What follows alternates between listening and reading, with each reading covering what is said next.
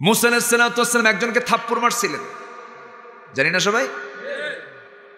খুব বেজুত মার্কা লোক, খুব বেজুত মার্কা লোক, মিথ্যা কয়া স্বীকার করে না। মুসা তো কোনো বেজুত লোককে তিনি পছন্দ করতেন না, তার অভ্যাস ছিল থাপ্পড় মারা। আজরাইলকে থাপ্পড় মারছে, থাপ্পড় মারা কারো বাদ নাই। মালাকুল মউত আজরাইল জান কবজ করতে এসে বিপদে পড়ছে, মারছে থাপ্পড়। আল্লাহর কাছে যায়, আল্লাহ তুমি কার কাছে পাঠাইছো? কাল্লা আমি মুসার কাছে গেছিলাম। আচ্ছা, লোকের নাম নিছো, যেরকম সুবহানাল্লাহ। মুসা আলাইহিস সালাতু ওয়াস সালামের কাছে এরকম বেজুত মার্কা লোক যখন তার সামনে তর্ক বিতর্ক করে, তাকে পানিশমেন্ট দেওয়ার জন্য, শাস্তি দেওয়ার জন্য, মার্ডার করার জন্য না একটা থাপ্পড় হাঁকায় দিচ্ছেন। কিন্তু থাপ্পড় এমন, নবীদের গায়ের শক্তি কম না বেশি? এক থাপ্পড় মারাও সারা, মরে যাওয়াও সারা। যখন মরে গেছে তখন কয় আল্লাহ আমার দোষ নাই, তুমি মারলা কেন? যখন আল্লাহ, কিন্তু উনি থাকতে পারলেন না। শেষ পর্যন্ত তিনি দেশ ছাড়লেন, হিজরত করলেন। ইন্নাল্লাযীনা আমানু ওয়াল্লাযীনা হাজারু, হিজরত করলেন তিনি। হিজরত করে তিনি চলে গেলেন সেই মাদিয়ান এলাকায় চলে গেলেন। মাদিনা এলাকায় যাওয়ার পর পেটে প্রচন্ড ক্ষুধা, প্রচন্ড তৃষ্ণা, তৃষ্ণার যন্ত্রণায় ছটফট করতে করতে দৌড় মারতেছেন, কারণ মার্ডার কেস তো আর থাকা যাচ্ছে না। দৌড়ায় দৌড়ে প্রচন্ড ক্ষুধা লাগছে, পানির জন্য পিপাসায় ছটফট করছেন। কূপের ধারে গিয়ে তিনি দাঁড়িয়ে আছেন। কূপের ধারে দাঁড়িয়ে থাকতে তিনি দেখতে পেলেন দুজন মহিলা হাতে বালতি নিয়ে পাশে দাঁড়ায় আছে। মুসা তাদের দিকে তাকালেন না, কারণ পর নারীর দিকে যুবক কখনো তাকাবে না। তাকালেন না, শুধু নিজ দিক হয়ে বলছেন, এই মহিলারা কারা, কি চাও, কি হয়েছে, কি সমস্যা? কি সুন্দর করে হেল্প করতে চাচ্ছেন, কিন্তু নিজে তিনি দৃষ্টি তিনি নিম্নগামী রেখেছেন। এরপরে দুজনের ভিতর থেকে জবাব আসতেছে, আবুনা শাইখুন কাবীর, আমাদের বাপ খুব বুড়া মানুষ, বাইরে চলাচল করতে পারে না। আমাদের কিছু জন্তু জানোয়ারগুলো আছে, তাদের পানির প্রয়োজন হয়। আমরা বালতি দিয়ে পানি তুলতে এসেছি, কূপ থেকে নিয়ে যাও। ঢাকনা বড় ওজনের, কি আমরা তুলতে পারবো না। ঢাকনা টান দিতে 7 থেকে 8 জন মানুষ লাগবে। সবাই পানি নিয়ে চলে যাবে। এরপর আমরা সন্ধ্যার পর পর্দার নিয়ম রক্ষা করে আমরা পানি তুলে নিয়ে চলে যাব। মুসা আলাইহিস সালাম মনে মনে চিন্তা করলেন, বেচারা মহিলা মানুষ, সন্ধ্যার পরে তো মেয়েদের বাইরে থাকাটা ঠিক নয়, কষ্ট হচ্ছে। ঠিক আছে, বালতি আমার কাছে দিয়ে দাও। বালতি হাতের মধ্যে নিলেন, নিয়ে করলেন কি, ওই কূপের দ্বারে চলে গেলেন, ঢাকনায় হাত দিলেন, জোরে একটা সিটকে মারলেন, 14 হাত দূরে গিয়ে সিটকে পড়লো। মহিলা থরথর করে কাঁপে, আর মনে মনে এটা মানুষ না অন্য কিছু রে। যখন আল্লাহু আকবার। 7-8 জন মানুষের কাছে একাই করে, শক্তিশালী। কি একটা গুণ বের হলো, কি শক্তিশালী, পাওয়ারফুল। এত শক্তিশালী যুবক তো দুনিয়া জুড়ে কোথাও দেখি নাই। এবার মহিলা 2 জন থরথর করে কাঁপে। এবার বলছে, এই যে বালতি নিয়ে যাও, এদিক সেদিক তাকাবে না, তাড়াতাড়ি যা বাড়িতে। যখন আল্লাহু আকবার। কি সুন্দর চরিত্র তার। চলে গেছে বাড়িতে নির্দিষ্ট সময়ের আগেই। বুড়ো লোকটা বলতেছে, মা প্রত্যেকদিন আসতে দেরি হয়, আজকে তাড়াহুড়ো করে আসলে কেন? কাব্বা, একজন যুবক দেখলাম খুব শক্তিশালী, পাওয়ারফুল, কাবিয়ুন আজিজ, খুব শক্তিশালী যুবক। এবার বুড়ো লোকটা বলতেছে, শোনো মা, আগামীকালকে তুমি যাবে, আমার সালাম জানিয়ে বলবে ওই যুবকটা যেন আমার সঙ্গে দেখা সাক্ষাৎ করার জন্য আমার বাড়িতে আসে। যেরকম সুবহানাল্লাহ। আমার সঙ্গে যেন দেখা সাক্ষাৎ করতে আসি। যখন বলা হলো, এসে সালাম বিনিময় হওয়ার পর বলতেছে, আব্বা আপনাকে সালাম জানিয়েছেন, আমাদের বাড়িতে আপনার দাওয়াত, আপনাকে যেতে হবে। মুসা আলাইহিস সালাম তিনি নিম্নগামী হয়ে একবার তাকাচ্ছেন না, খুব লাজুক লাজুক ভাব, তাকাচ্ছেন না তিনি, কারণ চোখের গুনাহ তিনি করবেন, চোখের গুনাহ তিনি করবেন না। নিচের দিকে তাকায় তাকায় বলতেছি, ও যুবতী মহিলা, আমি যে যাব তোমাদের বাড়িতে, কিন্তু বাড়ি তো চিনি না। মনে মনে চিন্তা করতেছেন, এই যে এই দেশে আসছে, একটা পরিচিত লোক পাইলে তো ভালোই হয়, খুব বিপদে আমি আসি, যাওয়া তো দরকার, আমারও যাবো, কিন্তু আমি যাবো কেমন? আমি তো বাড়ি তো চিনি না, কেমন করে যাব? আমাকে অ্যাড্রেস দিয়ে যান। অ্যাড্রেস দেওয়া লাগবে না, আপনি আমার সঙ্গে চলেন। কেমনে? আমি সামনে যাব, আপনি আমার পিছে পিছে আসবেন। মুসার চোখ বড় হয়ে গেছে, এইরকম চোখ বানায় বলতেছে, এই মহিলা, তুমি কি আমাকে ওই পুরুষ পাইছো নাকি? তুমি সামনে যাবা, আমি পিছে পিছে আসবো।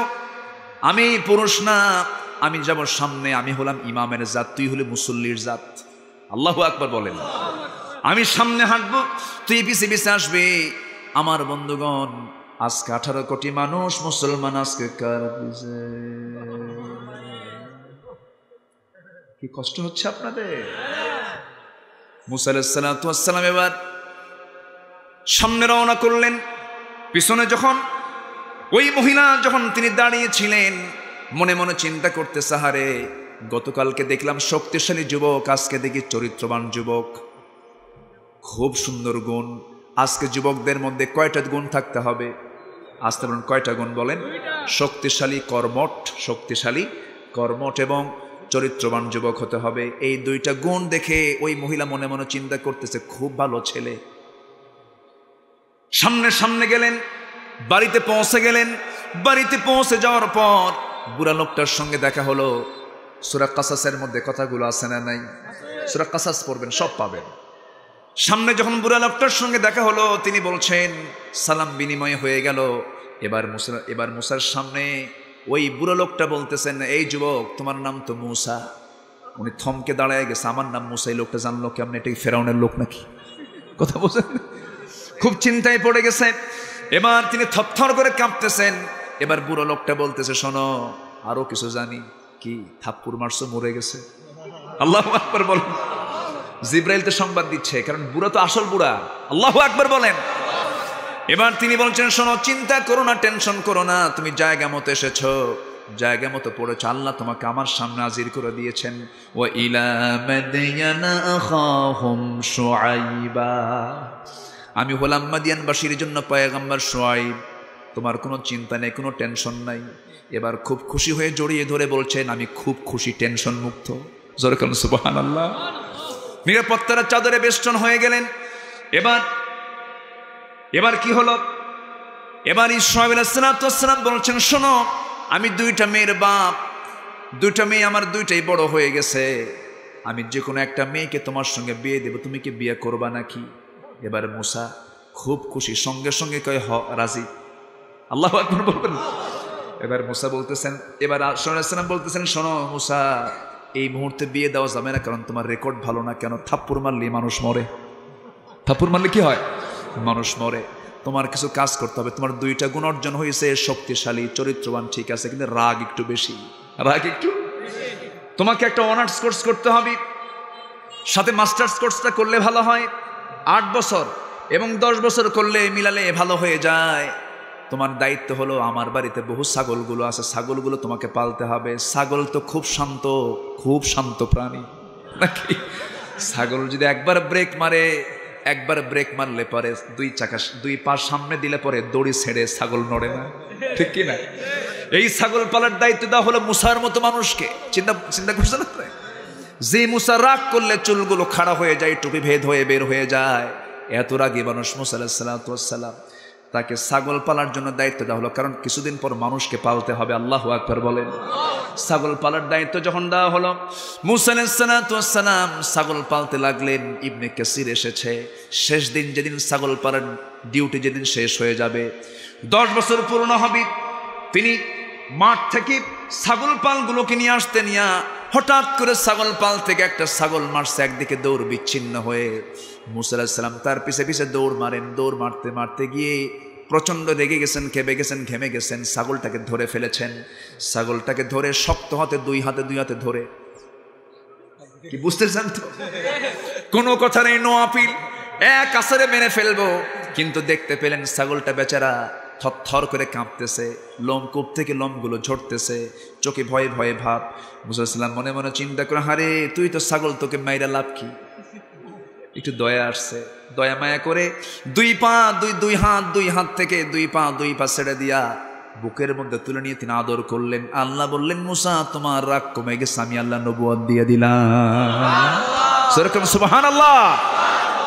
আল্লাহ তাআলা বলছেন, যারা পারেন ঠোঁট মিলিয়ে বলুন ঘরের সূরা, মুখের সূরা সবাই বলেন, লিইলাফি কুরাইশ ইলাফিহিম রিহলাতাশ শিতাই ওয়াস-সাইফ ফালইয়াবুদু রাব্ব হাযাল বাইত আল্লাযী আত'আমাহুম মিন জু'ইন وآمنهم من خوف। জোরে বলুন আল্লাহু আকবার।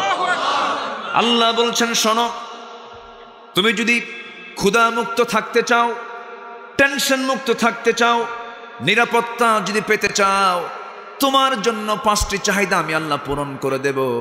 একটা কাজ শুধু করবে, ফালইয়াবুদু রাব্ব হাযাল বাইত। ইবাদত করবে কার? আসতে বলবেন না, কার? আমরা গোলামি করে যাব কার? আমাকে পুরস্কার দেওয়া হবে কয়টা, আর কাজ হবে কয়টা? একটা। কার ওয়াদা? আসতে বলবেন না, কার ওয়াদা? সূরাটার নাম কি? কুরাইশ। বলেন কোন সূরা? কুরাইশ। একটা কাজ, 5টা পুরস্কার, বেশি কিছু নয়। এই একটা সূরা যদি আজকের সমাজে বাস্তবায়ন হয়ে যেত, 5টা মৌলিক চাহিদাও পূরণ হয়ে যেত, কোনো সমস্যা হতো না। কিন্তু ইবাদতটা আমরা বুঝি না। আমার দেশে ইবাদত মানে বোঝে কেমন বোঝে ডাবল স্ট্যান্ডার্ডধারী কিছু লোক আছে, নামাজও পড়ে আবার সুদও খায়। এলাকাতে সুদ টুদ নাই, হ্যাঁ? হাজীগঞ্জের হাজিরা আবার সুদ খায়, এটা কেমন কথা? সুদ খাওয়া যাবে? সুদ খাওয়া কি? আরো জোরে, হারাম। নামাজ তো পড়ি, আল্লাহর কাছে শুনে নামাজ তো পড়ছি, সুদ খাই, নামাজ পড়ি, মাফ করে দিও, এরকম তালের কিছু লোক আছে না নাই? আচ্ছা, আমার দেশে কত ডবল স্ট্যান্ডার্ডধারী লোক দেখেন। ফেসবুক চালায়, সকালবেলা ঘুম থেকে উঠেই সুন্দর করে একজন কারি সাহেবের তেলাওয়াত ফেসবুকে পোস্ট করে, আবার সন্ধ্যা যখন চলে আসে হিন্দি গানের একটা গান সুন্দর করে পোস্ট করে। আল্লাহ খুশি থাক, বাবা শয়তান বেজার না হোক। আছে না নাই? আচ্ছা, দেখেন না, কিছুদিন আগে আমার দেশের এক অভিনেত্রী চলে গেছে মদিনায়। মদিনায় গিয়ে লাইভে চলে এসে বলতেছে, প্রিয় দেশবাসী, আমি এখন পবিত্র মদিনা অবস্থান করছি, আমি পবিত্র উমরা পালন করার জন্য মক্কা থেকে এখন মদিনায় সফরে আছি। সুন্দর বোরকা, সুন্দর কাপড় চোপড় ঢেকে বলছে, দেখুন আমাকে নিয়ে টক হচ্ছে, আমি প্রতিহিংসার শিকার, আমি পরিস্থিতির শিকার, আমার কোনো দোষ নেই। তো প্রিয় দেশবাসী, আমি লাইভে আসতে বাধ্য হয়েছি, এখান থেকে লাইভে আসা ঠিক না, আমি উমরার কাছে এসেছি, তবে আমার জন্য সবাই আপনারা দোয়া করবেন, আমি যেন দেশে নিরাপদে ফিরে সিনেমার বাকি কাজ সম্পন্ন করতে পারি। কথা কি বোঝা গেল? এটার নাম কি ইবাদত? আস্তে কোন, এটার নাম কি ইবাদত? ফালইয়াবুদু রাব্ব হাদাল বাইত। ইবাদত তো এটা নয়। আমার ভাইয়েরা, এই জন্য আমরা যে ঈমান এনেছি, ঈমান টেনে রেখেছি, বাবার সূত্রে আমি ইসলামটা পেয়েছি, জন্মসূত্রে আমি ইসলামটা পেয়েছি, কিন্তু আমার ঈমান আছে না নাই সেই হিসাবটা আমাদের নাই। সেই হিসাব কি আমাদের আছে? আল্লাহ তাআলা সেই জন্য বলছেন, ও বান্দারা, তোমরা 3টা কাজ সুন্দর করে কমপ্লিট করে ফেলবে, আমার পক্ষ থেকে আমি আল্লাহ রহমত দিয়ে দেব। এর মধ্যে 1 নম্বর হলো, ইন্নাল্লাযীনা আমানু ওয়াল্লাযীনা হাজারু ওয়াজাহাদু ফি সাবিলিল্লাহ। জোরে বলি আল্লাহু আকবার। এর মধ্যে 1 নম্বর কাজ হলো, নিঃসন্দেহে যারা ভালো করে ঈমান আনবে, ইয়া আইয়ুহাল্লাযীনা আমানু আমিনু। ঈমানদারেরা, ঈমানের মতো ঈমান তোমরা আনো, ভালো করে ঈমান আনো। আফসোস হয় আমার দেশে বহু কিতাবদারি আছে, কোরআন বোঝে, হাদিস বোঝে, কিতাব বোঝে, কিন্তু ইসলাম বোঝে না। আছে না? বুখারী শরীফ পড়ায় কিন্তু ইসলাম বোঝে না। আমার বন্ধুগণ, ইংল্যান্ডের লন্ডনে, সেখানে বড় বড় ফকি বের হয়, বড় বড় মুফতি বের হয়, কোরআনের হাফেজ তারা, বড় বড় জাইয়েদ আলেম, বিশাল জ্ঞান তাদের, কিন্তু জন্মগতভাবে তারা খ্রিস্টান। তারা কি? খ্রিস্টান। তাদের এলেমের উদ্দেশ্য হলো, এলেম তারা অর্জন করেছে ইসলামের মধ্যে ফিতনা সৃষ্টি করার জন্য। সেই গ্রুপ গোটা দুনিয়া জুড়ে আছে না নাই? আসতে বলবেন না, আছে না নাই? ওদের ফিতনা হলো তালাকের মাসলা দিয়া, ওদের ফিতনা হলো নূর মাটির মাসলা দিয়া, ওদের ফিতনা হলো এই সমস্ত ঠুনকো বিষয়গুলো দিয়ে মুসলমানদের মধ্যে বিভাজন সৃষ্টি করা। মাঝখানে দেখলেন না টুপি নিয়ে কি মারামারি, টুপি নিয়ে মঞ্চে ছেঁড়াছিড়ি শুরু হয়েছে, দেখলেন না মাঝখানে? আচ্ছা, টুপি কিয়ামতের দিন আল্লাহ কি বলবেন? তোর এই টুপির জন্য তোকে আজকে জান্নাত দেব, এরকম কোন হাদিস আছে? টুপি নিয়ে মারামারি।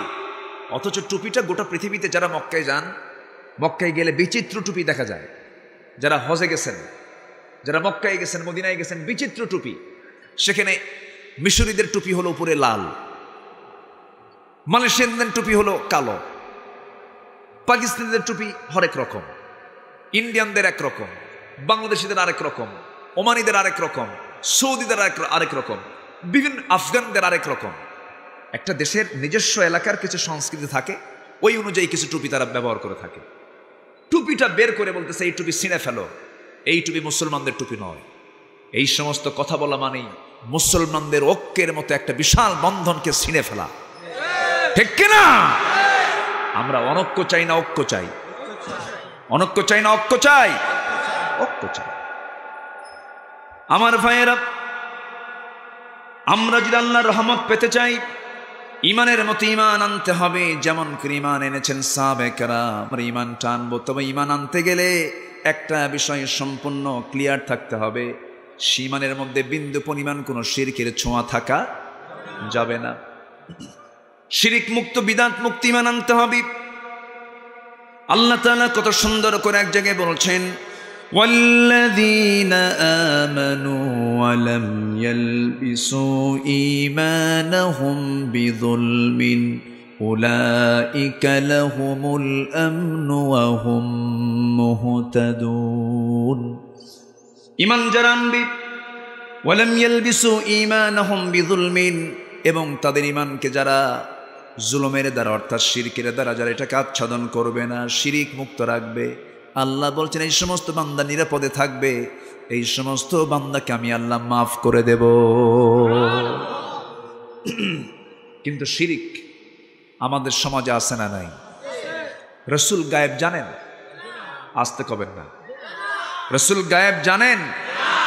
কিন্তু রাসূল গায়েব জানেন এমন বিশ্বাসী লোক আমার দেশে আছে না নাই? জি, আমি চেষ্টা করব না। একদিনে কয় কথা বলি বলেন? বিরক্ত হচ্ছেন না তো আপনারা? আমি প্রথমে এসে চিন্তা করলাম, আল্লাহ এলাকায় তো দিনের বেলা মাহফিল হয় না, মনে হয় একটু কমই হয়। এটাই প্রথম। যাক, এখন থেকে দিনই হবে। জোরে বলি ইনশাআল্লাহ। রাসূল দিনের বেলা ওয়াজ করেছেন, রাতে ওয়াজ করেন নাই। বাস্তব তো তাই। রাসূল রাতে এশার নামাজ পড়ে কোনো কথা বলেন নাই, তিনি ঘুমাইতেন আগে। আর আমার দেশে ওয়াজ হয় রাতে, ফজর নাই। বলেন এটা কি ভালো সিস্টেম না খারাপ সিস্টেম? ভালো একটা কাজ চালু হয়েছে আজকে, বলি আলহামদুলিল্লাহ। খুব সুন্দর। সম্মানিত ভাইয়েরা, তাহলে ঈমান আপনার আছে, গুনাহগার হয়েছি, পাপ করেছি, আল্লাহ বলছেন there is no problem, তোমার গুনাহ আনানাস সামা, আকাশ ছেয়ে গেছে, বিকরাবিল আরদিল খাতায়া, গোটা জমিন বিস্তৃত হয়েছে, কোনো সমস্যা নাই। তুমি আমার কাছে শিরিক মুক্ত হয়ে আসো, শিরিক মুক্ত হয়ে আসো, আমি তোমাকে মাফ করে দেব। এটা কি আল্লাহর ওয়াদা না? কার ওয়াদা? কিন্তু আমরা বুক উঁচু করে কেউ বলতে পারবো আমরা শিরক থেকে মুক্ত হতে পেরেছি? মারাত্মক সমস্যা। যারা আল্লাহর দল বাদ দিয়ে যারা দুনিয়ার দল করবে, এটাও শিরক। আমার কথা কি বোঝা গেল?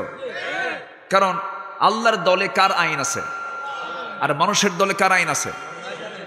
মানুষ যদি মানুষের আইনকে মেনে নিয়ে আল্লাহর আইনকে না মানে, তখন সে কি হয়ে যায়? মুশরিক হয়ে যায়। তখন সে কি হয়ে গেল? মুশরিক হয়ে গেল। সে আল্লাহর আইনকে মানল না, দুনিয়ার আইনকে মেনে নিল। এইরকম করে সবার মধ্যে শিরকের মারাত্মক কিছু ছোঁয়া আছে। আবার দেখবেন কিছু কিছু লোক আছে মাজার দেখলে মাথা খারাপ, আছে না নাই? মাজারে যিনি শুয়ে আছেন তিনি ভালো মানুষ, আল্লাহওয়ালা বুজুর্গ হতে পারেন, কিন্তু উনি যে মারা গেছেন যে ইবাদত করে, উনি কি বলেছেন যে তোমরা আমাকে এখানে এসে সেজদা দাও? উনি কি বলে গেছেন? শাহজালাল ইয়ামিনী সিলেটে শুয়ে আছেন, শাহ মাকদুম রাজশাহীতে শুয়ে আছেন, খান জাহান আলী বাগেরহাটে শুয়ে আছেন। এই যে বিভিন্ন জায়গায় হাজার আউলিয়ার আগমনে ধন্য এই প্রিয় সবুজ বাংলা, শাহজালাল এসেছেন সেই ইয়েমেন থেকে। কোথায় ইয়েমেন আর কোথায় সিলেট? আল্লাহু আকবার বলেন। অথচ তাদের ভূমিকা কি ছিল? আজকে সেই মাজারে গেলে, সে কবরস্থানে গেলে তাদের আশেপাশে যা বসে থাকে, আমি জুতা নিয়ে ঢুকছি একদিন, একজন বলে হুজুর জুতা নিয়ে যাচ্ছেন কেন? জুতা থুয়ে যান, মাজারের পবিত্রতা নষ্ট হয়ে যাবে। তো বললাম জুতা রাখবো কোথায়? এখানে থুয়ে দেন, দেখবে কে? গ্যারান্টি নাই। তুই তো চোর। সে মোষগুলো কি যত মাজারে দেখবেন এইরকম মোষ, মানে সন্ত্রাসী হাইব্রিড জাতের, 2-2.5 ইঞ্চি মোটা, আছে না নাই? দেখে ভয়ও লাগে, মানে ভয়ঙ্কর চেহারা। মানুষের চেহারা কি ভয়ঙ্কর হবে? মানুষের চেহারায় নূর ফুটবে। মোসার দাড়ি সমান, মাথার চুলগুলো জট পাকতে পাকতে মহাজট, ওর মধ্যে উকুন থাকতে থাকতে উকুন পর্যন্ত বিরক্ত। তেল তো নাই, বুঝেন না? ওরও তো একটা খাদ্য আছে, তো ও তো আল্লাহর একটা সৃষ্টি। তো এই দুষ্টগুলো ওই মাজারগুলো দখল করে রেখেছে। আর কিছু লোকের একটা ব্যারাম হলো, অসুখ হলো, মাজার দেখলেই ধরেন ট্রাক যাচ্ছে, বস ব্রেক, কি বোঝেন নাই? এখন ট্রাক ড্রাইভার কে কি হয়েছে রে? কিছু তো নাই সামনে, মাজার শরীফ। কথা বোঝেন নাই? কি যে একটা রোগ! এটা কি সাধারণ রোগ না মারাত্মক রোগ? সাধারণ রোগ না জাহান্নামের রোগ? জাহান্নামে যাওয়ার রোগ।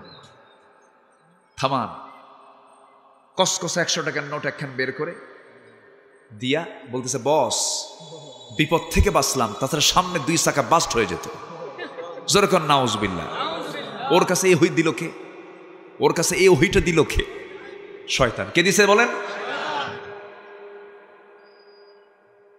আমার ভাইয়েরা, এইরকম করে করে শয়তান বিভিন্ন জায়গায় তার মার্কাজগুলো গড়ে তুলেছে। বান্দার ঈমানটাকে নষ্ট করার জন্য 1 নম্বর হাতিয়ার হলো শিরকের কাজ। এই শিরকের কাজে আজকে আমরা এখন পর্যন্ত মুক্ত হতে পারি নাই। আমার নিজের চোখে দেখা, সামনে 2 পা গায়ে দেয়, মুরিদরা গিয়ে পায়ে সেজদা দেয়। যেরকম নাউজুবিল্লাহ। আল্লাহর কসম, এই দেশে ইসলাম পেয়েছে পীরদের মাধ্যমে। আমি পীর বিরোধী লোক না, ভুল বুঝবেন না। এই দেশে ইসলাম এসেছে পীরদের মাধ্যম দিয়া। ফুরফুরা, সারসিনা, অবশ্যই তাদেরকে সম্মান কেন করব না?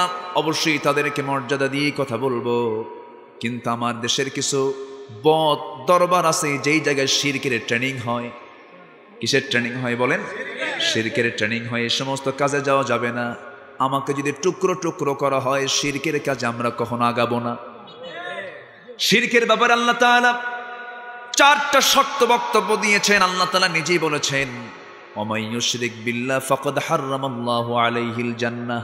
যে ব্যক্তি শিরিক করবে তার জন্য জান্নাতটা হারাম হবে। সে জান্নাত পাবেই না, জান্নাত তার জন্য হারাম।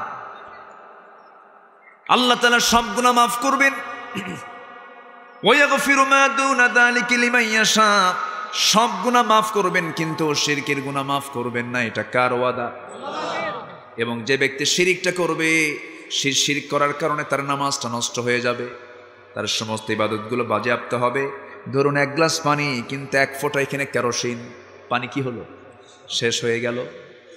সমস্ত ইবাদতকে খেয়ে ফেলবে শিরকের কাজগুলো। এই জন্য ইমানের ক্যান্সার হলো 1 নম্বর শিরক। সেই শিরক থেকে আমি আপনি নিজেকে গুটিয়ে রাখবো। আল্লাহ তাআলা বলছেন, বান্দা তুই আমার কাছে শিরক মুক্ত হয়ে আয়, আমি তোকে আল্লাহর আমার 8টা জান্নাতের দরজা খুলে দেব। এই হচ্ছে ঈমান। আর ঈমান যখন আনবো, আমি ঈমান আনতে গিয়ে আমার ভাবতে হবে, আমি তখন নিজস্ব চিন্তায় চলতে পারবো না। আমি ঈমান এনেছি, আমার সমস্ত কাজে আমার সিদ্ধান্ত হবেন কে? আমি কার বিধান নিয়ে চলবো? কার আইন কানুন মেনে চলবো? আল্লাহর আইন কানুন মেনে চলবো। কারণ বান্দা বান্দার ইচ্ছায় চলবে না, আল্লাহর ইচ্ছায় চলবে। আল্লাহর ইচ্ছায় চলে, আল্লাহর আইনে চলবে। আমার বন্ধুগণ, ঈমান তো এমন একটা বিষয়ের নাম, এমন একটা সময় আসবে, রাসূল বলেছেন, সকালবেলা ইউসবিহু মুমিনান ওয়া ইউমসি কাফিরান। সকালবেলা মুমিন থাকবে, বিকালবেলা কাফের হয়ে যাবে। আখির জামানায় এমন চিত্র এখন আছে না নাই বলেন? সকালবেলা ইমান থাকবে, বিকালবেলা ইমান থাকবে না, সেই চিত্র আজকে আমরা দেখতে পাচ্ছি। সব হারাবো আমরা, কিন্তু ইমানটাকে হারানো যাবে না। যেমনটি করে সাহাবে কেরামদের জীবনে ছিল। একজন মহিলার জীবনকে আল্লাহ তাআলা কোরআনের মধ্যে কোট করেছেন, যদিও তিনি এই উম্মতের কোনো তিনি মহিলা ছিলেন না, কিন্তু ফেমাস একজন নারী ছিলেন। নাম বললেই সবাই চিনে যাবেন, কিন্তু কত আগের মানুষ। আল্লাহ তাআলা কোরআনে তার নামটা কোট করে তাকে জগৎ বিখ্যাত করে দিয়েছেন, মডেল করে দিয়েছেন, নারীদের জন্য মডেল করে দিয়েছেন। আসিয়া, কি নাম? সবাই চিনেন তো তাকে। কার বউ? ইমরাআতা ফিরআউন। ইমরাআতা আসিয়া, কিন্তু কোনো নাম কোরআনে নাই। নাম আসছে ইমরাআতা ফিরআউনের নাম আসছে। ফিরআউনের বউ। কার বউ? ফিরআউনের বউ। ইমরাআতা ফিরআউন, ইমরাআতা নূহ, ইমরাআতা লূত। সূরা তাহরিম পড়বেন, স্বামীর নামে এসেছে। এই আসিয়া আলাইহিস সালাতু ওয়াস সালাম, তার অপরাধ ছিল একটা, কিয়ানা। কিয়ানা বলেন কি? এরকম কি বংশের সূত্রে ঈমান এনেছেন তিনি। তার বাবা ছিল না, তার মা ঈমান ছিল না, কিন্তু উনি ঈমান এনেছিলেন। আসিয়া আলাইহিস সালাতু ওয়াস সালাম যাকে ছোট্ট থেকে লালন পালন করেছিলেন, সেই পয়গম্বরের নাম কি বলেন? কে? মূসা আলাইহিস সালাতু ওয়াস সালাম। সবাই নাম শুনেছি তো নাকি?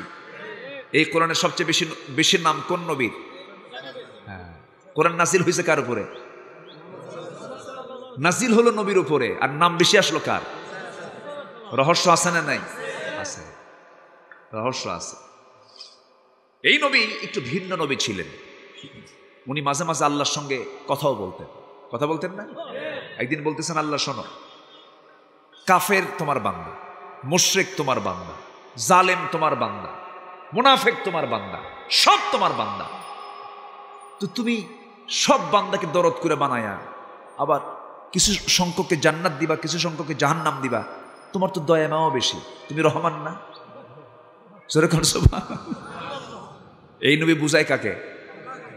আল্লাহ বলতেছে, মুসা তুমি কি বলবা? আল্লাহ একটু বলতে চাচ্ছি, তোমার তো দয়া মায়া আছে, জাহান্নাম দেওয়ার কি দরকার, মাফ করে দিও। আল্লাহ বললেন, মুসা তুমি কি বুঝতে চাও? আল্লাহ তোমাকে একটু প্রশ্ন করলাম, একটু উত্তর দাও।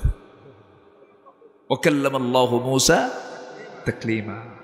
ইবনে কাসির এসেছে, তিনি বললেন, আল্লাহ বললেন, মূসা শোনো, তোমাকে এরকম থিওরিক্যাল বোঝালে হবে না, তোমাকে প্র্যাকটিক্যাল বোঝাতে হবে। তুমি এই মুহূর্তে ওই গমের কিছু বীজ নাও, গমের দানা নাও, গমের দানা ছিটায় দাও।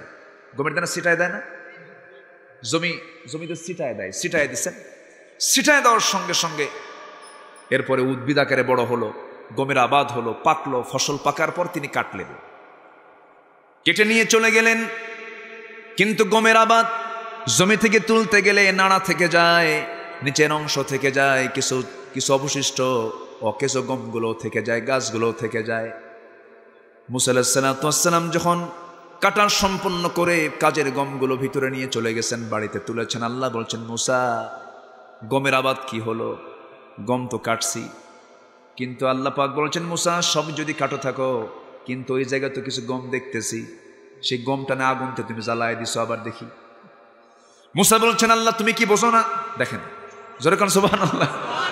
তুমি আমারে প্রশ্ন করো, আমি গমের আবাদ করছি, যেটা কাজের গম, সেগুলোকে আমি তুলে নিয়েছি, কেটে কেটে তুলে নিয়েছি। আর যেগুলো কাজের গম না, ওগুলোকে আগুন দিয়ে জ্বালায় দিছি। আল্লাহ বললেন, মূসা আমার এই দুনিয়াতে বান্দা পাঠাইছি, যে সমস্ত বান্দাগুলো আমার কাজের বান্দা, আমি এগুলোকে আদর করে জান্নাত দেব। আর যেগুলো কাজের না, তোমার মতো আগুন দিয়ে জ্বালাইয়া জাহান্নামে ঢুকাবো। আল্লাহু আকবার বলেন। মূসা কয়, এই জন্য তো তুমি আল্লাহ। যেরকম সুবহানাল্লাহ। কষ্ট হচ্ছে আপনাদের? আমার ভাইয়েরা, কাজের বান্দা হতে হবে। কাজের বান্দা কি বলেন? ইন্নাল্লাযীনা আমানু ওয়া আমিলুস সালিহাতি কানাত লাহুম জান্নাতুল ফিরদাউসি নুজুলা খালিদিনা ফিহা লা ইয়াবগুনা আনহা হিওয়ালা। ঈমান যারা আনবে, আমলে সালেহ যারা করবে, তাদের জন্য স্থায়ী জান্নাত দিয়ে দেব। যেখান থেকে তাকে কখনো বের করা হবে না। আবার শেষের দিকে বলছেন, ও বান্দা, ফামান কানা ইয়ারজু লিকা রাব্বিহি ফালইআমাল আমালান সালিহান ওয়ালা ইউশরিক বিইবাদাতি রাব্বিহি আহাদা। বান্দা, তুমি কি আমার সঙ্গে সাক্ষাৎ করতে চাও নাকি? আমার সঙ্গে যদি সাক্ষাৎ করতে চাও তাহলে নেক আমল করবা, ঈমান আনবা, আর শিরিক মুক্ত হয়ে আমার কাছে আসবা। কি মুক্ত হয়ে? শিরিক মুক্ত হয়ে আসো, আমি তোমাকে জান্নাত দিয়ে দেব। এই ঈমান আনতে গিয়ে মুসার দাওয়াতে ধন্য হয়েছেন আসিয়া আলাইহিস সালাতু ওয়াস সালাম। মুসা আলাইহিস সালাম তাকে দাওয়াত দিয়েছেন, আসিয়া আলাইহিস সালাম ইসলাম কবুল করে নিয়েছেন। আবার সেই মুসাকে ছোট থেকে বড় করেছেন ওই নারী, তিলে তিলে তাকে বড় করেছেন। দরিয়া থেকে করে নিয়ে এসে এই ফেরাউনের কবল থেকে বাঁচাতে গিয়া কত ত্যাগ স্বীকার আসিয়াকে করতে হয়েছে। শেষ পর্যন্ত তিনিও কালিমা পড়ে মুসলমান হলেন। এবার ফেরাউন বলছে, আসিয়া, শুনলাম তুমি নাকি ঈমান এনেছো। কি এনেছো? ঈমান এনেছো। সঙ্গে সঙ্গে আসিয়া বলছেন, আপনি শুনবেন কেন? আপনি দেখেন, আশহাদু আল্লা ইলাহা ইল্লাল্লাহ, সাক্ষ্য দিচ্ছে আল্লাহ ছাড়া কোনো ইলাহা নাই। ফেরাউন বলছে, আনা রাব্বুকুমুল আলা। নাউযুবিল্লাহ বলেন। আল্লাহ বলতে কিচ্ছু নাই। Unseen is nothing, there is no god. এমন কথা এখনো কিছু ফেরাউন আছে না নাই? আছে না নাই? তারা আলেমদের ভুল ধরে, ওই সমস্ত নাস্তিকের বাচ্চারা আলেমদের ভুল ধরে। সুযোগ আসুক, জনগণ তো সুযোগ পাচ্ছে না। রাস্তায় নামো, একা একা নামো, জনগণ কাবাবার সালাদ বানায় ছাড়বে। ঠিক কিনা? আল্লাহর বিরুদ্ধে কথা বলো, নবীর বিরুদ্ধে কথা বলো। এক দৌড়ে কানাডা গেছে, এক দৌড়ে কোথায় গেছে? হয় নাই। দুবাই গেছে, হয় নাই। শিক্ষা নিতে হবে, শিক্ষা নেওয়া দরকার আছে না নাই?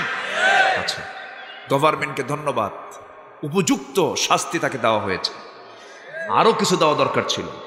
ঠিক কিনা? এখন বাড়িতে হচ্ছে।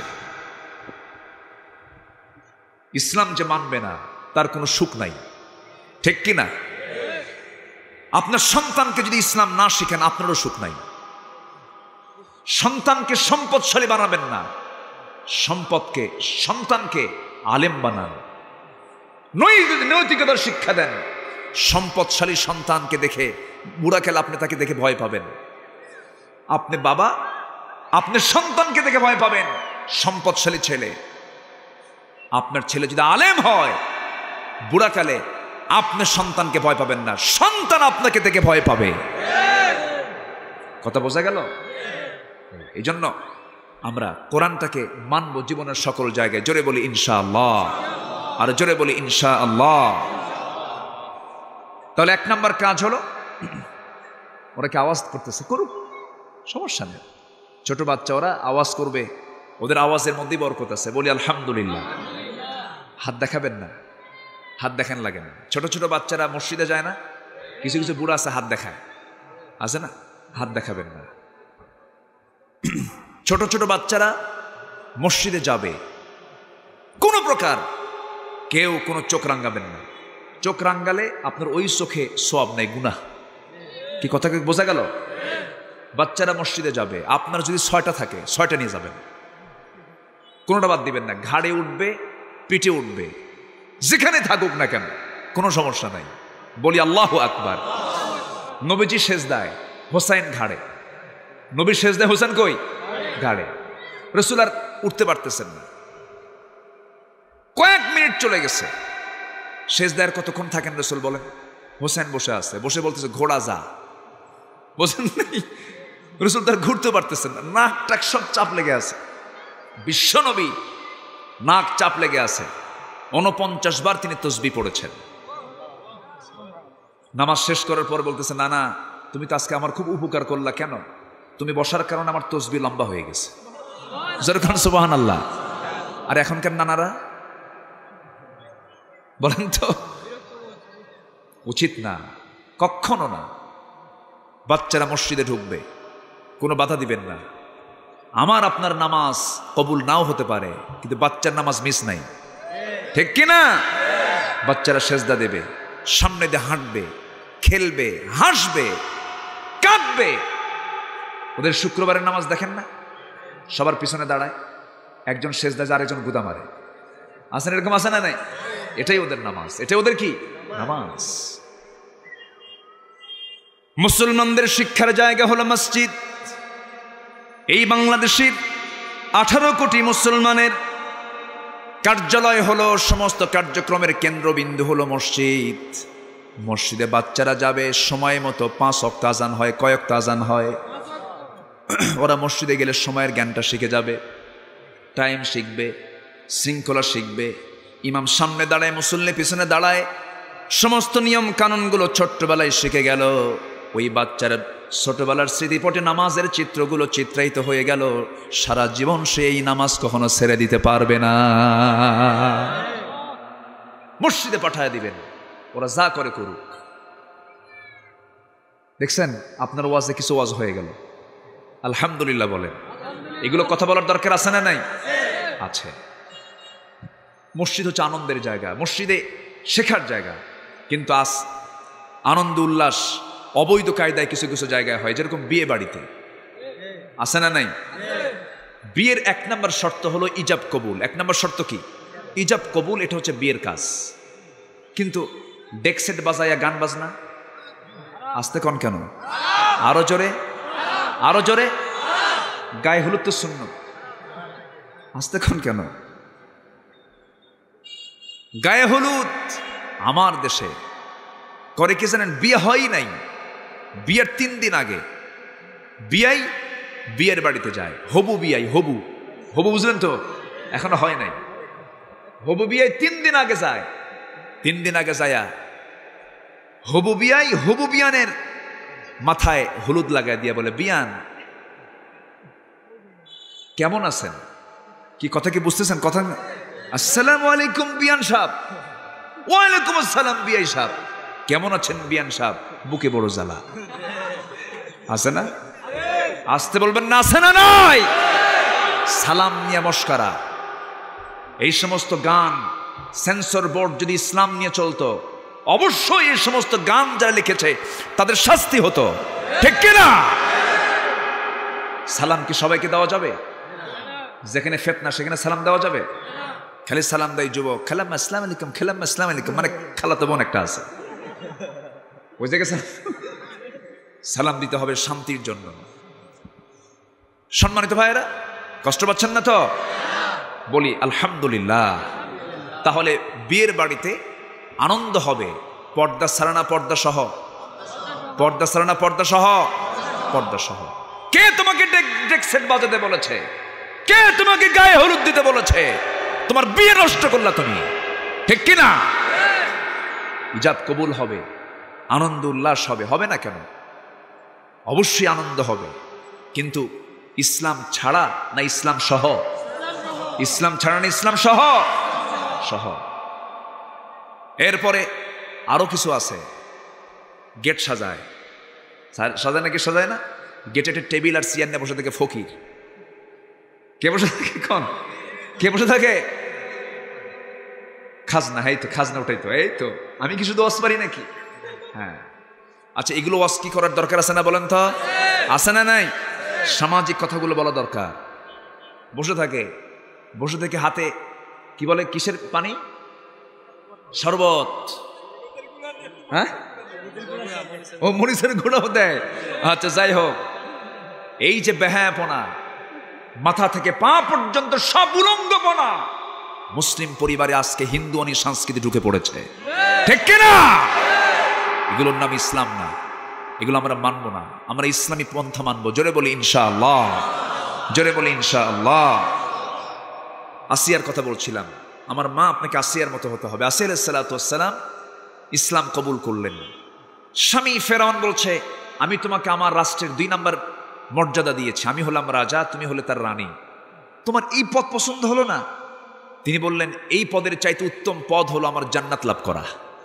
জোরে বলেন সুবহানাল্লাহ। শেষ পর্যন্ত কি হলো?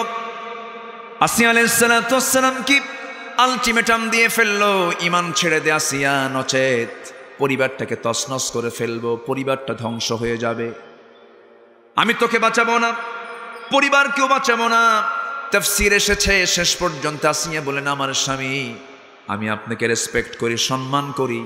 ওই ধর্মে কাফের স্বামীকে রাখা জায়েজ ছিল।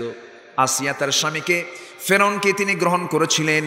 এমন আল্লাহর নবী নূহ আলাইহিস সালামের স্ত্রী ছিল কাফেরা, লূত আলাইহিস সালামের স্ত্রী ছিল কাফেরা, ঈমান ছিল না। কিন্তু এখন যদি কোনো মুমিন অন্য কোনো মুশরিকাকে বিয়ে করতে যায়, বিয়ে হবে নাকি?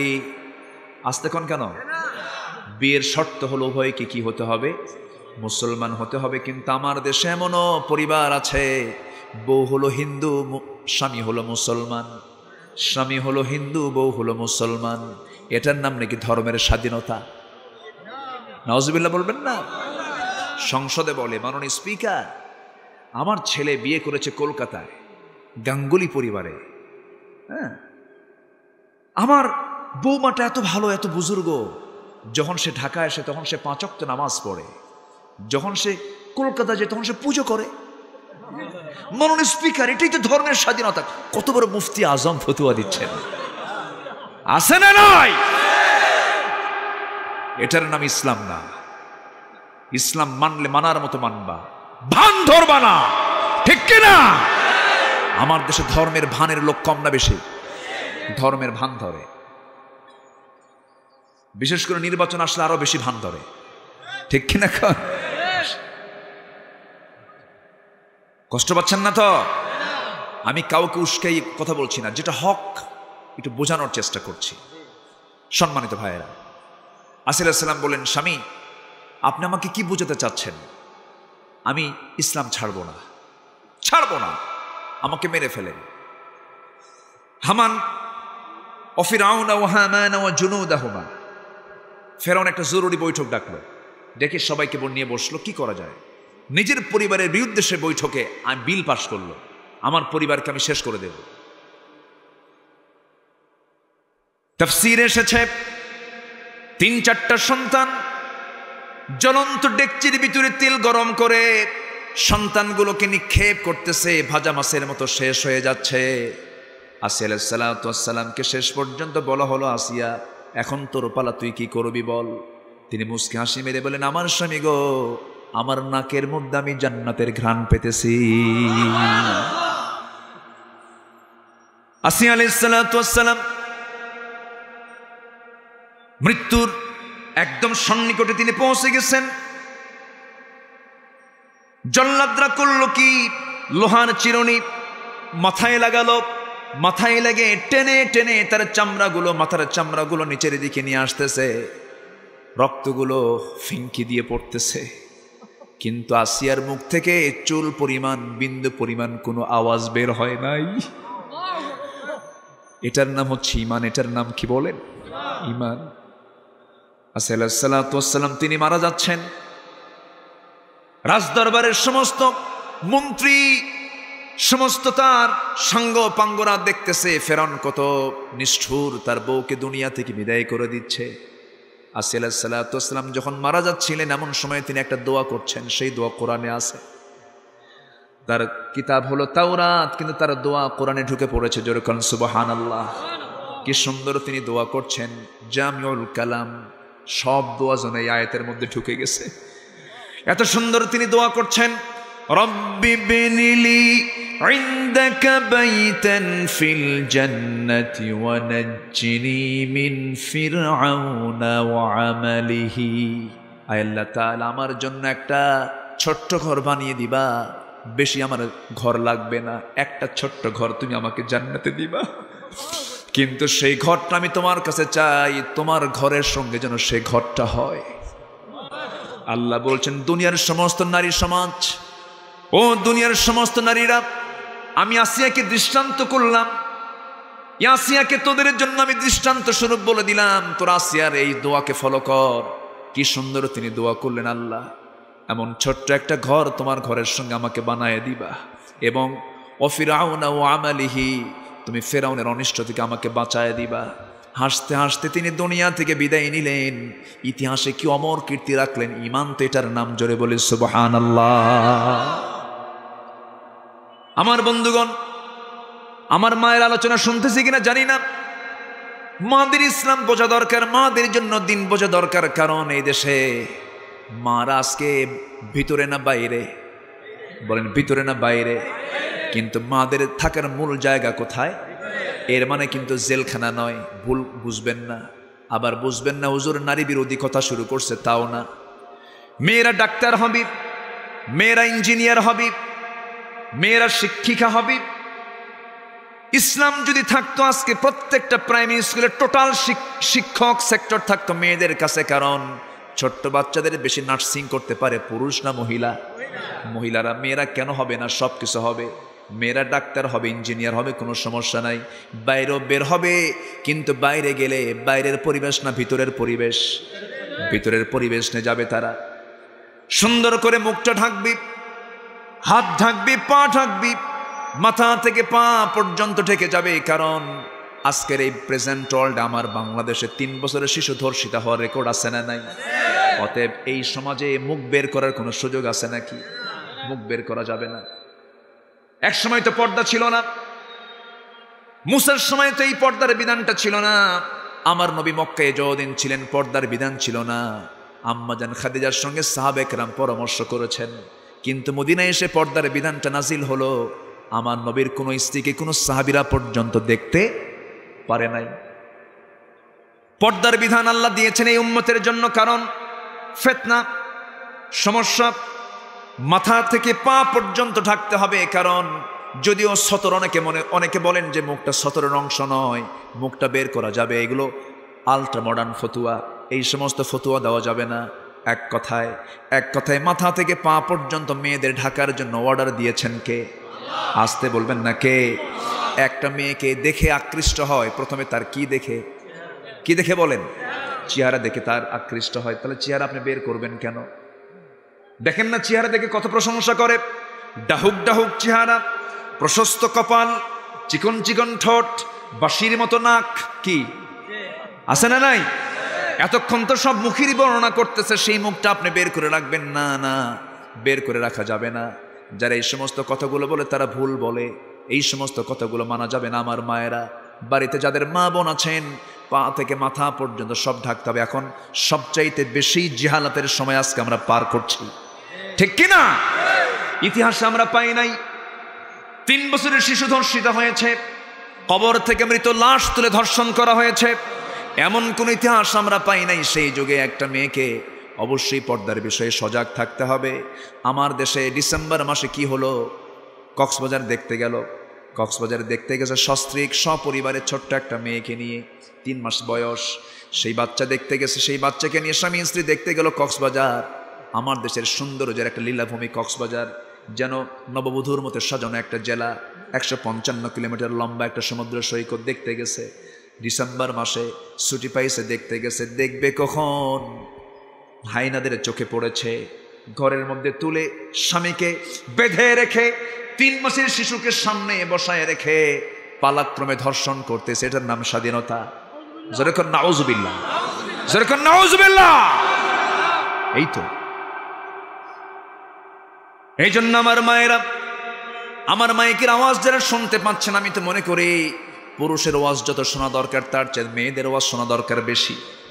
কারণ একটা মা ভালো হলে পেটের সন্তান ভালো হবে, আর সন্তান ভালো হলে সমাজ ভালো হবে, সমাজ ভালো হলে জাতি ভালো হয়ে যাবে। মাদের ভালো হওয়ার দরকার আছে না নাই? আছে। এই জন্য মা ভালো হওয়ার জন্য কোন মহিলা দরকার? কে মডেল? কে বলেন? কে? আসিয়ার ইমানটা কি ছিল? মজবুত ইমান ছিল তার। আমার ভাইয়েরা, সময় তো খুবই অল্প, যে কোনো সময় আজান হয়ে যাবে। আর কিছু সময় 3টা পয়েন্ট নিয়ে আমি কথা শুরু করেছি। 1 নম্বর হলো আমরা ইমান আনবো কার উপরে? শিরিক যুক্ত না শিরিক মুক্ত? বিদাত যুক্ত না বিদাত মুক্ত? আচ্ছা, নাম্বার 2, এখন ইমান নিয়ে আরো বহু কথা ছিল, সময় নাই। এখন সেকেন্ড স্টেপে চলে আসি। ওয়াল্লাযীনা আমানু ওয়াল্লাযীনা হাজারু, যারা হিজরত করেছে, যারা ত্যাগ স্বীকার করেছে। আমার ভাইয়েরা, আল্লাহ তাআলা বলছেন সূরা হাদীদের ভিতরে, বলছেন যারা হিজরত করেছে, হিজরত করার সাহাবী, মক্কা বিজয়ের আগের সাহাবী আর পরের সাহাবী কখনো সমান হতে পারে না। আমার ভাইয়েরা, আমার নবীর সঙ্গে মক্কা থেকে মদিনায় যারা গেছেন, বদর পাড়ে দিয়েছেন, উহুদ পাড়ে দিয়েছেন, খন্দক পাড়ে দিয়েছেন। আর যখন রাসূল মক্কা বিজয় করেছেন, মক্কা বিজয়ের মধ্য দিয়ে যারা মুসলমান হয়েছে, ওই মুসলমান আর হিজরতের মুসলমান কি সমান নাকি? লা ইয়াস্তাবুনা ইনদাল্লাহ। আল্লাহ যেদিকে তাকান সেই দিকে তার ব্যবসা, রমরমা বাণিজ্য, বিশাল তার ব্যবসা, অনেক বড় তিনি ব্যবসায়ী একজন। তিনি যখন শুনতে পেলেন রাসূল নাই, মক্কা থেকে মদিনায় হিজরত করেছেন, ব্যবসা বাণিজ্য ছাড়লেন, খেজুর বাগান ছেড়ে দিয়া তিনি নবীর পিছে পিছে রওনা দিলেন। সবচেয়ে বউকে বলেন, বউ চলো, না যাবো না, ইসলাম কবুল করব না। ছেলে চলো, না ইসলাম কবুল করব না। বউ ছাড়লেন, ছেলে ছাড়লেন। ওয়াল্লাযীনা হাজারু, সন্তান ছেড়ে দিলেন, বউ ছেড়ে দিলেন, ব্যবসা ছেড়ে দিলেন, মদিনার দিকে রওনা করলেন। বেশ কিছুদিন পর আমার নবীজি দেখতেছেন সে আব্দুর রহমান ইবনে আওফ মদিনার সামনে একটা খুঁটির কাছে বসে আছে, একদিক হয়ে বসে আছে। রাসূল তাকে দেখে তিনি কেঁদেই ফেললেন। কাঁদতে কাঁদতে বলছেন, ও আব্দুর রহমান, তোমার দেখে আমার চোখে পানি এসেছে। তোমার কি না ছিল? সব তো ছিল, বিশাল বড় তোমার একটা বাড়ি ছিল। তুমি কি জানো তোমার সেই বাড়িটা আবু জেহেল দখল করে নিয়েছে? এখন দখলবাজ কিছু আছে না নাই? আসতে বলবেন না, আছে না নাই? আছে। ঘর আপনার কিন্তু দখল করে রাখছে আরেকজন, আছে না? আচ্ছা। ভূমিদস্যু আছে না নাই? আচ্ছা। আমার নবীজি বললেন, আব্দুর রহমান, তোমার কি একটু মন খারাপ হলো নাকি? তিনি মুস্কা হাসি মেরে বললেন, ইয়া রাসূলুল্লাহ, আমার বিন্দু পরিমাণ কোনো কষ্ট হয় নাই, কারণ আমার বাড়ি দখল করেছে আবু জেহেল, আর আমি দখল করেছি আমার জান্নাতের বাড়ি। যেরকম সুবহানাল্লাহ। ওমাইয়াশি নাফসাহু বিতিগা মারদাতিল্লাহ। আমার ভাইয়েরা, রাসূল বলেন, আব্দুর রহমান, না না, আমি তোমার জন্য কিছু করব। এক আনসার সাহাবীকে ডাক দিয়ে বলছেন, আনসার সাহাবী এদিকে আসো। বললেন আনসার সাহাবীর, আপনার আব্দুর রহমান খুব প্রিয় সাহাবী, ওর জন্য দেখো তো কিছু করা যায় নাকি। সঙ্গে সঙ্গে ওই আনসার সাহাবী আব্দুর রহমান ইবনে আওফকে সঙ্গে করে ঘোড়ায় তুললেন, নিয়ে গেলেন। বড় একটা বাগান দেখালেন খেজুরের, আরেকটা বাগান দেখালেন, দুইটা বড় বড় খেজুর বাগান দেখায় বলছেন, ভাই আব্দুর রহমান, রাসূল আমাকে দায়িত্ব দিয়েছেন, এই দুইটা বাগানের মালিকের আল্লাহ পাক আমাকে দান করেছেন। যে বাগান তোমার পছন্দ হয় সেই বাগানটা আমি এখনই তোমার নামে দলিল করে দেব। আব্দুর রহমান তিনি নিলেন না, তিনি বলছেন, আর কি দিবা কও, তুমি আর কি দেবা বলো। এবারে বলতেছে, আর কি দেব ভাই রে, দেওয়ার তো কিছুই নাই, তবে মদিনার কোনো মেয়ে তোমার সঙ্গে বিয়ে দেবে না, কারণ তোমার ঘর নাই, এবারে নাই, তুমি মুহাজির। ওয়াল্লাযীনা হাজারু, হিজরত করে আসছো, তোমার তো বিয়ে হবে না এই এলাকায়। অতএব আল্লাহ পাক আমাকে দুইটা স্ত্রী দান করেছেন, দুইটা স্ত্রী না হলেও চলবে, একটা হলেও চলবে। আমি একটা স্ত্রীকে তালাক দেব, তুমি তাকে মেয়াদ শেষে বিয়ে করে নিবা। যেরকম সুবহানাল্লাহ। ওয়াল্লাযীনা হাজারু। এই কথা শুনে আব্দুর রহমান ইবনে আওফ কেঁদে ফেলে মুহাজির আনসার সাহাবীকে জড়িয়ে ধরলেন। মুহাজির সাহাবী জড়িয়ে ধরে বলছেন, ভাই আনসার, তোমার বউ তালাক লাগবে না, খেজুর বাগানও লাগবে না, কিচ্ছু আমার দিতে হবে না, আমাকে একটু ছোট্ট একটা ব্যবসা দেখায় দাও, বাজার দেখায় দাও। বাজার দেখায় দেওয়া হলো, বাজার করলেন। ব্যবসা বাণিজ্য করতে করতে কয়েক রাতে সোনা কামাই হয়ে গেল। সেই কয়েক রাতে সোনা দিয়া মেয়ে একজন পছন্দ করলেন, বিয়ে শাদী সম্পূর্ণ করলেন। বিয়ের 3 দিন পর নতুন পোশাক, সুন্দর সুগন্ধি লাগায়া নবীর দরবারে গেছেন। নবীজি তার চেহারার দিকে তাকায় দেখেন নূর চমকাচ্ছে, এক সুন্দর চেহারা। রাসূল বলছেন, আব্দুর রহমান, তোমাকে দেখে মনে হচ্ছে তুমি একটা কিছু ঘটাইছো। হুজুর, বিয়ে করছি। সুবহানাল্লাহ বলবেন না? রাসূল বললেন, বিয়ে করছে, আমারে দাওয়াত দিলে না? হুজুর, মনে ছিল না। কি ছিল না? সহি কথা, সহি একদম। এমন সাহাবী আব্দুর রহমান ইবনে আওফ। 10 জন সাহাবী জান্নাতের সংবাদ পেয়েছেন। আশারে মুবাশশারার 10 জনের 1 নম্বর হলেন, একজন হচ্ছেন আব্দুর রহমান ইবনে আওফ রাদিয়াল্লাহু তাআলা আনহু, যিনি বদরে যুদ্ধ করেছেন, খন্দকে যুদ্ধ করেছেন, উহুদে যুদ্ধ করেছেন। যখন তিনি মারা যাবেন, এত পরিমাণ সম্পদের তিনি মালিক হলেন। রাসূল তার জন্য সেদিন দোয়া করেছেন, আব্দুর রহমান, তুমি বিয়ে করেছো, ভালো কথা, খুশি হয়েছি, তুমি ভালো থাকো, আল্লাহ তোমার ব্যবসায়ী বরকত দিক। এই শুধু কথাটা বলেছেন, এত বরকতে ধন্য হয়েছেন। তাবুক অভিযানের সময় তিনি 3 বস্তা সোনা তিনি তাবুকে দান করেছেন। যখন তিনি মারা যান, মারা যাওয়ার সময় এই আব্দুর রহমান ইবনে আউফ সাহাবে কেরামকে ডাক দিয়ে সবাইকে ডাক দিয়ে বলছেন, ভাইরা রে, আমি তো মরে যাচ্ছি, প্রচুর সম্পদ আমি থুয়ে গেলাম, কিন্তু আমি তেমন কিছু নিয়ে যেতে পারলাম না, তবে আল্লাহ যদি আমাকে পাকড়াও করেন, অতএব তোমরা আমার কি করবে, আমার জন্য তোমরা আমার একটা ব্যবস্থা করবে। আমি যত্ন করে বদর যুদ্ধের পোশাকটা আমি রেখে দিয়েছি, বদর যুদ্ধের পোশাকটা তোমরা আমার গায়ে লাগায় দিবা। আমার জীবনে তেমন কোনো আমল নাই। আল্লাহ যখন বলবে, ও আব্দুর রহমান, তোর গায়েটা কিসের পোশাক, বলবো বদরের যুদ্ধে গেছিলাম। ওয়াল্লাযীনা আমানু ওয়াল্লাযীনা হাজারু ওয়াজাহাদু ফি সাবিলিল্লাহ, যারা জিহাদ করবে কার পথে? আসতে বলবেন না, কার পথে? আল্লাহর পথে। আমি বদরের যুদ্ধে জিহাদে গিয়েছিলাম। আল্লাহ সেদিন বলবেন, আব্দুর রহমান, তুই সত্য সাক্ষী দিয়েছিস, যা যা জিহাদের কারণে, হিজরতের কারণে, ঈমানের কারণে, উলাইকা ইয়ারজুনা রাহমাতাল্লাহ, তুই রহমত পেয়ে গেছিস। আব্দুর রহমান, তোকে আমি মাফ করে তোকে আমি আল্লাহ জান্নাত দিয়ে দিলাম। জোরে কোন সুবহানাল্লাহ। ঈমান আনলাম, হিজরত করলাম না, হবে না। ঈমান আনলাম, জিহাদের চিন্তা করলাম না, হবে না। তিনটাই দরকার, আছে না নাই? আসতে বলবেন না, আছে না নাই? আছে। আমার বন্ধুগণ, সময় খুবই অল্প, আমরা যে কোনো মুহূর্তে দুনিয়া থেকে বিদায় নিয়ে নেব। ইদা আসবাহাতা ফালা তানতাদিরিল মাসা ওয়াইদা আমসাইতা ফালা তানতাদিরিস সাবাহ, সকাল যখন পাবে সন্ধ্যার অপেক্ষা করবে না, সন্ধ্যা যখন পাবে সকালের অপেক্ষা করবে না। যখন তুমি সুস্থ থাকবে সঙ্গে সঙ্গে সুস্থতার হক আদায় করবে, যখন অবসর পাবে ব্যস্ততার পুরো অবসরের হক তুমি আদায় করবে, বুড়া হয়ে গেছো যৌবনের হক তুমি আদায় করবে। সময়টাকে নষ্ট করবে না। গরিব হয়ে গেছো, ধনী ছিলে, ধনীর সময় তুমি দান সদকা বেশি করে নিবা, কারণ এই সমস্ত সুযোগ বারবার আসে না। যুবকরা, লা তাজুলু কদাম ইবনে আদম হাত্তা ইউসালা আন খামসিন, কোন আদম সন্তান এক কদমে নড়তে পারবে না যতক্ষণ না 5টা প্রশ্নের জবাব না দিতে পারবে। এর মধ্যে 1 নম্বর প্রশ্ন হলো, তোর যৌবন তুই কোন কাজে ব্যয় করেছিস। যুবকরা, তোমাকে ইউসুফের মতো হতে হবে। কার মতো বলো? ইউসুফের মতো হতে হবে, মুসার মতো হতে হবে। কার মতো? মুসার মতো হতে হবে। মুসা আলাইহিস সালাম বিয়ে করেছেন, তিনি বিয়ে করেন নাই? বিয়ে করেছেন। বিয়ের একটা লম্বা ঘটনা আছে, শুনবেন? আগ্রহ আছে? আগ্রহ আছে? মুসা আলাইহিস সালাম একজনকে থাপ্পড় মারছিলেন, জানি না সবাই? খুব বেজুত মার্কা লোক, খুব বেজুত মার্কা লোক, মিথ্যা কয়া স্বীকার করে না। মুসা তো কোনো বেজুত লোককে তিনি পছন্দ করতেন না, তার অভ্যাস ছিল থাপ্পড় মারা। আজরাইলকে থাপ্পড় মারছে। থাপ্পড় মারা কারো বাদ নাই। মালাকুল মউত আজরাইল যান কবজ করতে আসে, বিপদে পড়ছে, মারছে থাপ্পড়। আল্লাহর কাছে যায়, আল্লাহ তুমি কার কাছে পাঠাইছো? আল্লাহ, আমি মুসার কাছে গেছিলাম। আচ্ছা, লোকের নাম নিছো। যেরকম সুবহানাল্লাহ।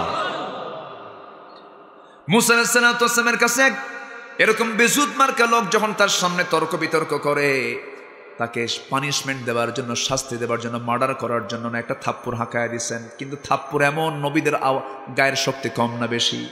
এক থাপ্পড় মারাও সারা, মরে যাওয়াও সারা। যখন মরে গেছে তখন কয়, আল্লাহ আমার দোষ নাই, তুমি মারলা কেন? যেরকম আল্লাহ।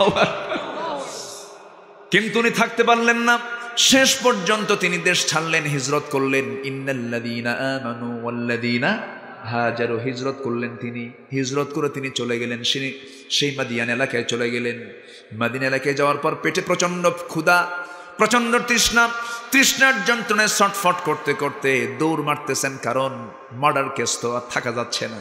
দৌড়ায় দৌড়ে প্রচন্ড ক্ষুধা লাগছে, পানির জন্য পিপাসায় ছটফট করছেন। কূপের ধারে গিয়ে তিনি দাঁড়িয়ে আছেন।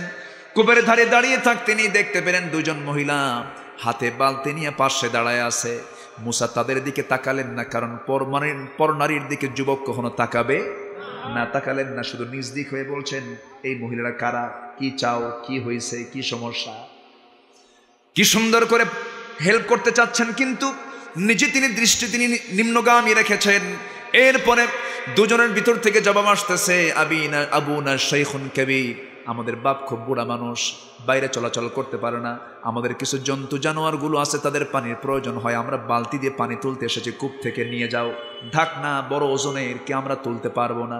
ঢাকনা টান দিতে 7 থেকে 8 জন মানুষ লাগবে, সবাই পানি নিয়ে চলে যাবে। এরপর আমরা সন্ধ্যার পর পর্দার নিয়ম রক্ষা করে আমরা পানি তুলে নিয়ে চলে যাব। মুসা আলাইহিস সালাম মনে মনে চিন্তা করলেন, বেচারা মহিলা মানুষ সন্ধ্যার পরে তো মেয়েদের বাইরে থাকাটা ঠিক নয়, কষ্ট হচ্ছে, ঠিক আছে বালতি আমার কাছে দিয়ে দাও। বালতি হাতের মধ্যে নিলেন, নিয়ে করলেন কি ওই কূপের দ্বারে চলে গেলেন, ঢাকনায় হাত দিলেন, জোরে একটা সিটকে মারলেন, 14 হাত দূরে গিয়ে সিটকে পড়লো। মহিলা থরথর করে কাঁপে, আর মনে মনে এটা মানুষ না অন্য কিছু রে, যেরকম আল্লাহু আকবার। 7-8 জন মানুষের কাছে একাই করে, শক্তিশালী কি একটা গুণ বের হলো, কি শক্তিশালী, পাওয়ারফুল। এত শক্তিশালী যুবক তো দুনিয়া জুড়ে কোথাও দেখি নাই। এবার মহিলা 2 জন থরথর করে কাঁপে, এবার বলছে এই যে বালতি নিয়ে যাও, এদিক সেদিক তাকাবি না, তাড়াতাড়ি যা বাড়িতে। যেরকম আল্লাহু আকবার। কি সুন্দর চরিত্র তার। চলে গেছে বাড়িতে নির্দিষ্ট সময়ের আগেই। বুড়ো লোকটা বলতেছে মা প্রত্যেকদিন আসতে দেরি হয়, আজকে তাড়াহুড়ো করে আসলে কেন? কাব্বা একজন যুবক দেখলাম খুব শক্তিশালী, পাওয়ারফুল, কাবিয়ুন আজিজ, খুব শক্তিশালী যুবক। এবার বুড়ো লোকটা বলতেছে শোনো মা, আগামীকালকে তুমি যাবে, আমার সালাম জানিয়ে বলবে ওই যুবকটা যেন আমার সঙ্গে দেখা সাক্ষাৎ করার জন্য আমার বাড়িতে আসে। যেরকম সুবহানাল্লাহ। আমার সঙ্গে যেন দেখা সাক্ষাৎ করতে আসি। যখন বলা হলো, এসে সালাম বিনিময় হওয়ার পর বলতেছে আব্বা আপনাকে সালাম জানিয়েছেন, আমাদের বাড়িতে আপনার দাওয়াত, আপনাকে যেতে হবে। মুসা আলাইহিস সালাম তিনি নিম্নগামী হয়ে একবার তাকাচ্ছেন না, খুব লাজুক লাজুক ভাব, তাকাচ্ছেন না তিনি, কারণ চোখের গুনাহ তিনি করবেন, চোখের গুনাহ তিনি করবেন না।